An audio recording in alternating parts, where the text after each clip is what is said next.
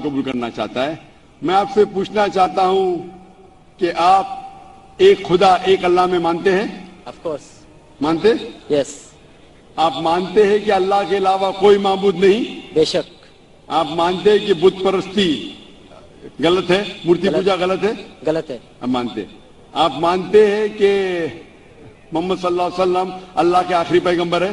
Yes, of course. ماشاءاللہ. آپ کو کوئی بھی اسلام قبول کرنے کے لیے زبردستی کر رہا ہے؟ بالکل نہیں.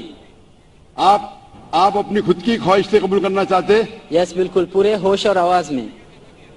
کوئی بھی دباؤ، مالی دباؤ، فزیکل پریشر؟ کچھ بھی نہیں. کیونکہ زبردستی کسی کو کوئی دھرم قبول کرانا اس دیش میں حرام ہے، اور اسلام میں بھی کسی کو زبردستی مسلمان بنانا غلط ہے. لیکن اگر کوئی اپنی خود مرضی سے اسلام قبول کرنا چاہتا ہے، نہ یہ دیش آپ کو روکتی ہے. کیونکہ ہمارے انڈین کانسٹیٹیوشن میں صاف لکھا ہے، اتنی بڑی ڈیموکریسی ہونے کے باوجود الحمدللہ اس ڈیموکریسی میں کانسٹیٹیوشن میں لکھا ہے کہ every Indian citizen has a right to preach, practice and follow his religion. مطلب کوئی بھی ناگرک ہے، کوئی بھی ہندوستانی کو خواہش ہے کہ اپنا من پسند دھرم کے اوپر عمل کرے اور اس کا پرچار کر سکے. بالکل. تو اگر آپ اپنے خواہش سے قبول کرنا چاہتے تو آپ کو کوئی نہیں روک سکتا ہے. آپ پہ کوئی بھی زبردستی نہیں ہو رہی بھائی صاحب. کوئی بھی نہیں. انشاءاللہ میں عربی میں کہوں گا اور آپ اس کو دہرا سکتے ہیں. یس.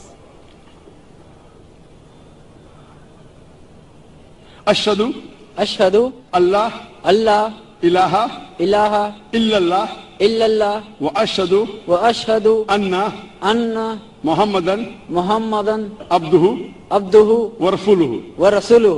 میں شہادہ دیتا ہوں میں شہادہ دیتا ہوں کہ اللہ کے علاوہ کوئی معبود نہیں، کوئی معبود نہیں، اور میں شہادت دیتا ہوں اور میں شہادت دیتا ہوں کہ محمد صلی اللہ علیہ وسلم اس کے پیغمبر اور بندے ہیں. ماشاءاللہ مسلمان ہو چکے.